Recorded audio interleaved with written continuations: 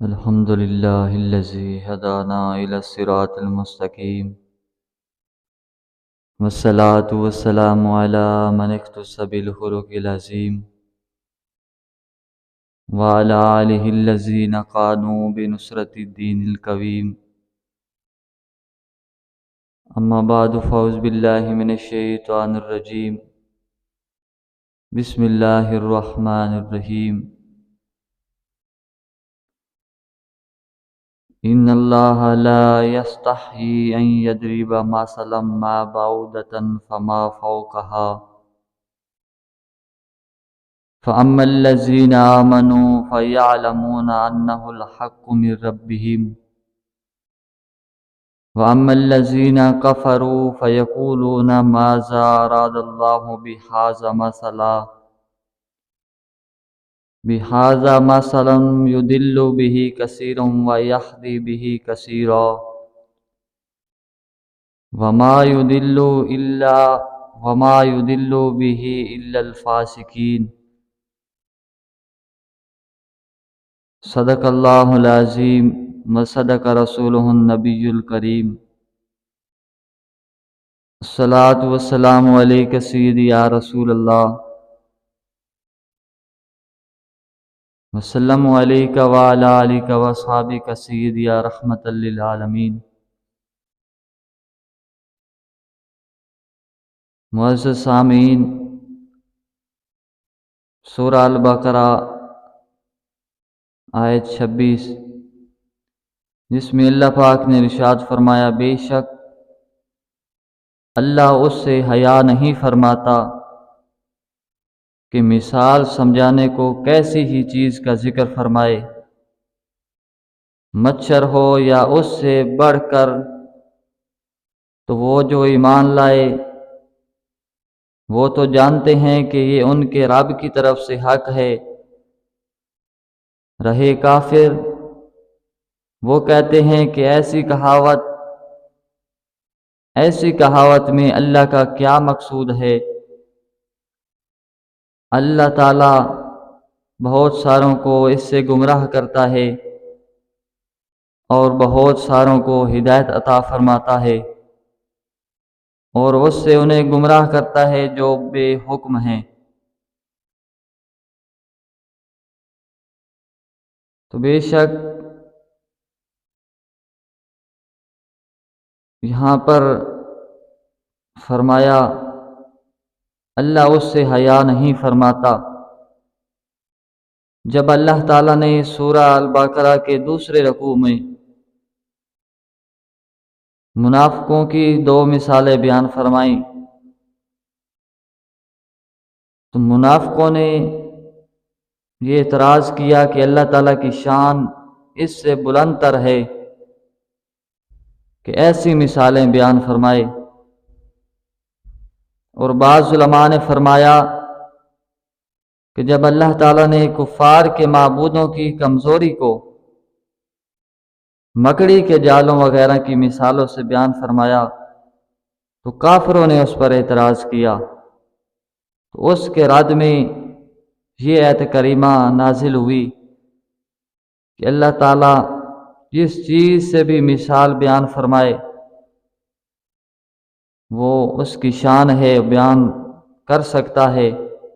بیان فرما سکتا ہے، چونکہ مثالوں کا بیان حکمت کے مطابق اور مضمون کو دل نشین کرنے والا ہوتا ہے، اور ماہرین کلام کا یہ طریقہ ہے کہ اس مثال بیان کرنے پر اعتراض غلط ہے. یضل بہ کثیرا، اللہ تعالیٰ بہت سے لوگوں کو اس قرآن کے ذریعے گمراہ کرتا ہے. ان الفاظ سے کافروں کو جواب دیا گیا ہے کہ قرآن کے اندر جو مثالیں بیان ہوئیں ان سے بہت سارے لوگ گمراہ ہوتے ہیں. کیسے کہ جن کی عقلوں پر جہالت کا غلبہ ہے، جن کی عادت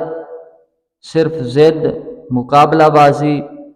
انکار اور مخالفت ہوتی ہے، اور کلام کے بالکل معقول مناسب اور موقع محل کے مطابق ہونے کے باوجود وہ اس کا انکار کرتے ہیں، تو اسی وجہ سے وہ لوگ گمراہ ہوتے ہیں اور اس چیز کا انکار کرتے ہیں۔ اور اسی قرآن کے ذریعے سے اللہ تعالیٰ بہت سارے لوگوں کو ہدایت عطا فرماتا ہے، جو غور و تحقیق کے عادی ہوتے ہیں، جو انصاف کے خلاف بات نہیں کہتے، جو اللہ کو وحدہ لا شریک مانتے ہیں اور صرف اسی کی عبادت کرتے ہیں، اسی کے سامنے جھکتے ہیں، اسی سے مانگتے ہیں، تو وہ لوگ اس قرآن مجید سے ہدایت پا جاتے ہیں۔ تو اللہ تعالیٰ ان کو ہدایت عطا فرماتا ہے، جو جانتے ہیں کہ حکمت یہی ہے کہ عظیم المرتبت چیز کی مثال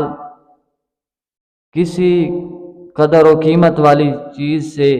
اور حقیر چیز کی مثال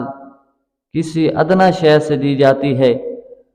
جیسے کہ اوپر آیت نمبر 17 میں حق کی مثال نور سے اور باطل کی مثال تاریکی سے دی گئی۔ تو نزول قرآن کا اصل مقصد جو ہے وہ ہدایت ہے، لیکن بہت سے لوگ اپنی کم فہمی کی وجہ سے قرآن کو سن کر گمراہ ہوتے ہیں، اور اس اعتبار سے قرآن کے ذریعے بہت سارے لوگ گمراہ ہوتے ہیں۔ آگے فرمایا وَمَا يُضِلُّ بِهِ إِلَّا الْفَاسِقِينَ، اور وہ اس کے ذریعے صرف نافرمانوں کی گمراہی کرتا ہے، یعنی قرآن مجید کے ذریعے صرف نافرمان لوگ ہی گمراہ ہوتے ہیں۔ شریعت کے اندر فاسق اس نافرمان کو کہتے ہیں جو کبیرہ گناہ کا مرتکب ہو، اور آگے فسق کے پھر 3 درجے ہیں۔ پہلا درجہ یہ ہے، اس کو تغاوی کہتے ہیں، وہ یہ ہے کہ آدمی اتفاقیہ کسی کبیرہ گناہ کا مرتکب ہو اور اس کو برا ہی جانتا رہا۔ دوسرا درجہ یہ ہے انہماک، کہ کبیرہ گناہوں کا عادی ہو گیا اور اس سے بچنے کی پرواہ نہیں کرتا، یہ بھی ایک فسق کا درجہ ہے۔ تیسرا درجہ جہود کا ہے، کہ حرام کو اچھا جان کر کرنا، اور اس درجے والا بندہ ایمان سے محروم ہو جاتا ہے۔ اور پہلے 2 درجوں میں جب تک سب سے بڑے کبیرہ گناہ یعنی کفر و شرک کا ارتکاب نہ کرے تو اس وقت تک وہ مومن اور مسلمان ہے۔ تیسرے گناہ کی بات کریں کہ یہ جو گناہ ہے حرام ہے، بلکہ حرام کو اچھا جان کر کرنا، جس طرح آج کل معاشرے کے اندر جھوٹ سب سے بڑا گناہ ہے اور یہ حرام ہے، تو اس کو بہت سارے لوگ اچھا جان کر کرتے ہیں، اور اس گناہ میں مبتلا ہونا بندہ ایمان سے خالی ہو جاتا ہے، ایمان سے محروم ہو جاتا ہے، کیونکہ جھوٹ اتنی بڑی لعنت ہے جس پر اللہ اور اس کے رسول صلی اللہ علیہ وآلہ وسلم، تمام فرشتوں اور تمام مومنین کی اس پر لعنت ہوتی ہے، اور جب تک وہ اس گناہ سے توبہ نہ کرے اس وقت تک اس پر لعنت برستی رہتی ہے۔ تو آج ہمیں قرآن مقدس کو سامنے رکھ کر، اللہ کے اس فرمان کو سامنے رکھ کر ہم نے یہ جائزہ لگانا ہے کہ فسق کی یہ جو 3 صورتیں بیان ہوئیں، کبیرہ گناہ کرنے کی، کہ اتفاقیہ کبیرہ گناہ کرنا، یا کبیرہ گناہ کا عادی ہو جانا، یا اس حرام کام کو اچھا جان کر کرنا، تو اس سے بندہ ایمان سے محروم ہو جاتا ہے۔ اگر ہمارے اندر ان تینوں برائیوں میں سے کوئی برائی، کوئی گناہ پایا جاتا ہے تو آج وقت ہے ہم توبہ کر کے اللہ کی بارگاہ میں جھک جائیں، اللہ سے معافی مانگ لیں۔ اور آج ہمیں اللہ تعالیٰ نے وقت دیا ہے، دولت دی ہے، پیسہ دیا ہے، جائیدادیں دی ہیں، اولاد دی ہے، تو ہمیں اللہ تعالیٰ کا شکر گزار بندہ بن کے اس کے گھر میں آنا چاہیے اور سچی توبہ کرنی چاہیے، اور ان گناہوں سے بچنے کی کوشش کرنی چاہیے تاکہ ہماری دنیا بھی روشن رہے اور آخرت بھی روشن رہے۔ اللہ تعالیٰ کی بارگاہ میں دعا ہے اللہ پاک ہمیں قرآن کو صحیح معنوں میں پڑھنے کی توفیق عطا فرمائے، دنیا آخرت میں ہمیں نیکیاں سمیٹنے کی توفیق عطا فرمائے۔ وآخر دعوانا ان الحمد للہ رب العالمین۔